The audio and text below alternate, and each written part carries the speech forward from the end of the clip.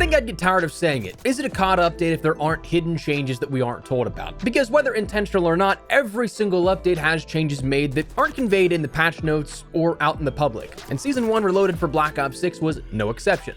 Today we're taking a look at some of the changes made to Black Ops 6 you may or may not have noticed, and some things that you should be aware of. Some changes are small but interesting, others are fun trivia, while some are actually important to know. So as we go along, drop your thoughts down below. Do you like any of these hidden changes? Do you wish some were mentioned to the public? Whatever the case, drop your thoughts. But if you enjoy the video, you find it at all insightful, do me a favor, drop a like on it. And if you're new to the channel, make sure you subscribe to stay up to date with all things Black Ops 6 and other FPS content as we now chase down 700,000 subscribers together. We'd love to have you in the community, but for now, let's get into it. So the first stealth change that I want to start out with is kind of just a fun little Easter egg that, to my knowledge, has not been there since Black Ops 6's launch. I feel like this would have been something posted everywhere had it been, but apparently you can now detonate the nuke on Warhead. So this takes about 375 rounds to destroy, and it's very easy to do. You can do it within the first minute and a half if you have the XMG with the 200 belt round mag on it. But it appears it can only be done in private matches. So as much as it would be fun to troll the enemy team and just have everybody shooting at the nuke on Warhead in a face-off or 2v2 match, it doesn't appear that that is going to be the case. But if you do end up just dumping all of your ammunition into it, you'll start to see that it eventually will become smoking, and then at a certain point, it does actually blow up, ends the game, and you end up losing if you end up blowing it up. So a pretty funny one if you ask me. Again, inconsequential to the big picture since you can't really do this and earn any challenges or end an actual game that gets you credit, but a fun little Easter egg that was added with Season 1 Reloaded. But let's get to the things that actually can affect how you view or interact with the game. Categorically speaking, let's start with camos. There was, you may or may not have noticed, an Other Camos tab added to the user interface. This just hopefully trying to organize a bit more of how camos are separated, where you now have the multiplayer, zombies, warzone, all specials, where you can select, as the name suggests, all specials across all three modes, or your other camos, which are going to be things like your ranked play or your event camos. Ranked play right now, the only ones available are the SR Collector from multiplayer Black Ops 6 ranked, and then the Dominion camo from the Warzone ranked play experience, while things like the events could be your splashed camo, which was from the CDL bundle. If you end up having the Golden Lightning camo, I think it was called, that was the bonus for the Wonderwaff replica, I think that should be in there, but these will be filled out more as time goes along. And with the mention of event camos specifically, that should hopefully mean that in the future, beyond just what we see with this functional content, we should also start to see universal camos being introduced as rewards for things like the events we have right now, which is obviously not there right now.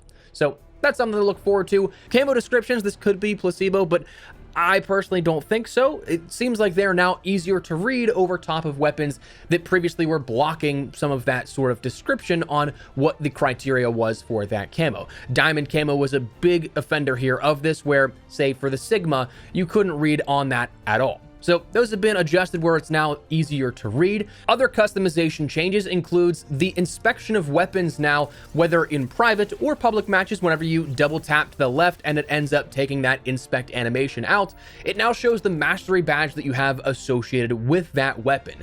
So just an added little flair on your end. It's not something else anybody else can see, but it'll be something that showcases where it's at in that mastery progression. Wonder Weapons saw some updates to the previewable skins here, where there's a couple that are brand new and we haven't seen introduced just yet that are still out in the future. Some, like the Beam Smasher, are available in a bundle as of right now, and then others, future criteria, likely bundles or event items, have yet to be detailed, but they showcase some of those additional previews. Also, we have more of them to now see with the elemental swords, though none of those have any sort of previewable cosmetics coming in the future at the moment. One small thing when it comes to customization items that I'm a big fan of is the accessories are now finally sorted properly. And what I mean by this is that if you go over to your customized tab on a weapon, you'll of course have the option to change your camo, reticle, accessory, decal, or stickers. The accessory, decal, and stickers sections used to have everything that was locked up front, so you had to scroll through all of the items that were available in the game files, whether in the bundles currently or upcoming still that are locked in the battle pass or future bundles. Those were all up front where you couldn't just easily select what you had unlocked and get on with your day. Now they are. The unlocked stuff is now at the front, though interestingly still some of the stuff that is in the future bundles are of course still there as well. Talking smaller customization things, you can now accurately end up removing equipment skins as well. What I mean by this is, for example, if you equipped a frag grenade skin before this update for Season 1 Reloaded, you would have applied that to the frag grenade. But unless you ended up deleting that class altogether and restarting and creating a new class, it wouldn't be something that would allow you to change back to the default skin. The no skin option was locked for some reason. So that's now fixed, and you can end up toggling back and forth between any of the customization skins you have on equipment. There are also additional streak skins that have been previewable, though the newest ones don't apply to the overall preview that's large and upfront on the actual streak itself, but instead more so just the icon that you can see. Some of these, again, unreleased things coming in the future. The Barracks, we ended up seeing that there is now a newest near completion segment under the calling cards and the challenges umbrella, which just brings it in line with some other things that we saw within the Barracks category, like the levels and rewards. You could preview what your next reward would be. In the stats, you could end up previewing your combat record up front, but challenges, it only showed really how close you were to completing each of those career, hardened, prestige, or 100%er challenges, whereas it didn't offer what was the next up for completion in some of the things you could end up unlocking. So that's a nice little bonus, I think, here. It is something that might not be used by a whole ton of people, but for like me that's going for 100%er on stuff, it definitely helps to know what I'm the closest at, so I can get that out of the way and just get it over with. The armory was also added in that challenges section for Black Ops 6, where you now have calling cards, mastery badges, and the armory, though it is something that if you ended up having all of the items from the first event and the hit list event, which unless you didn't complete your personal items, you would have, there is no items available to unlock as of right now. Larger updates in the future will go into this, of course, all the event stuff funneling into there in the future, but the big thing that a lot of people probably will or will not complete is the battle pass, and of course, since we're still in season, those items haven't funneled into the armory just yet. They will as of the Season 2 update. Now, I mentioned this because it is something we've talked about, and it is something that's a big key pillar for how you unlock items within Black Ops 6, but strangely, for this being something that is, again, where everything's going to funnel into, there was no mention of this, oddly, in the patch notes. Kind of found that strange that they didn't include that, but anyways, the other big part with the armory is that right now, the Warzone armory is not there. This update, for whatever reason, removed it from Warzone. So those Modern Warfare 2, Modern Warfare 3 items that you may have missed out on, right now you can't unlock those. If I'm guessing this is a bug, it's going to be something that is returned here shortly, because that's how it's meant to unlock those items in the past, making it easier and streamlined for players. They're not just going to take that away, or so I would think. But just know that if you saw this removed in Warzone, you're not crazy. It's not there at the moment. Map changes were made in some slight subtle changes where these search and destroy bomb locations were adjusted on Vault and Protocol. For a lot of players, that may be inconsequential, but for others, it might be something that changes the entire way you approach those maps. And of course, both of those being in ranked play, that's a big one. One that was a stealth change that I don't personally care too much about, but is something that you may or might come in handy down the road for somebody out there, is that gifting was now made available in the Black Ops 6 shop. The strange thing is, though, is that I have it on PlayStation, but I don't on PC for some reason.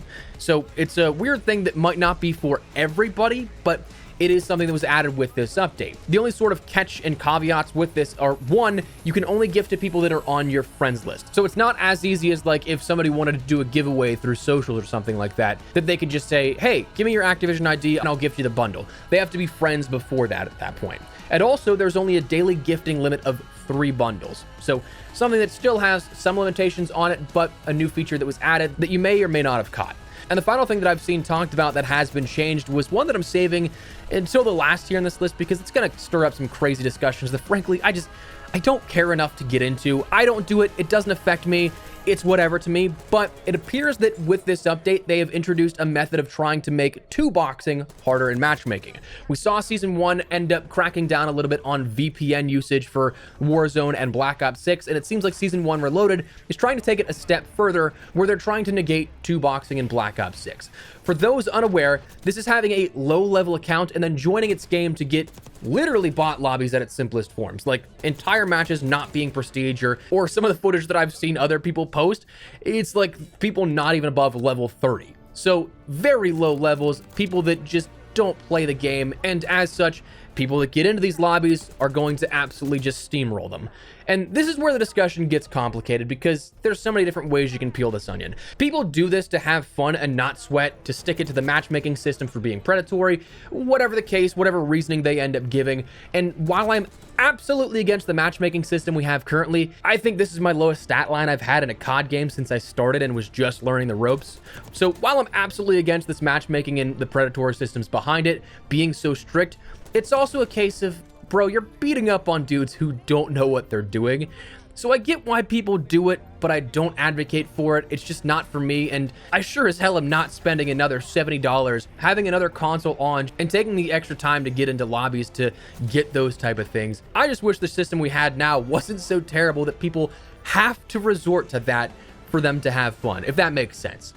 But here's why this update becomes a problem. There seems to now be a genuine elo barrier similar to ranked play in public matches with this. And I think that's something that's the absolute antithesis of public matches. If you're going to genuinely restrict players from playing entirely with other people of skill calibers, I get that range may be large, but the concept just turns MP into ranked at that point. So it is very possible you have a friend who wants to try out Black Ops 6, isn't any good, and just wants to game with you as a low-level player. But if you are somebody that ends up taking this at all seriously, or you're good at it in any capacity, there's a chance you won't be able to play, severing that genuine connection. And that's a problem to me.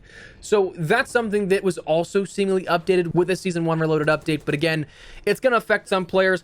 Doesn't affect me. I don't care about two-boxing. Don't do it. But it's something you may or may not have noticed. But anyways, as for unintended changes, that always happens. Of course, there are things that break with every single update as well. Game dev is a house of cards.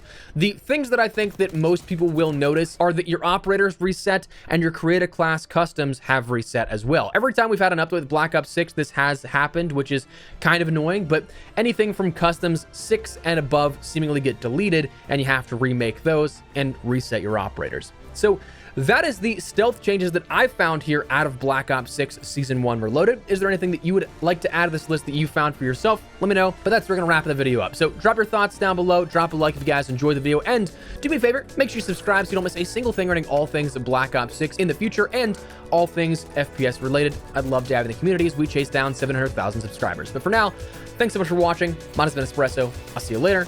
Take care and peace.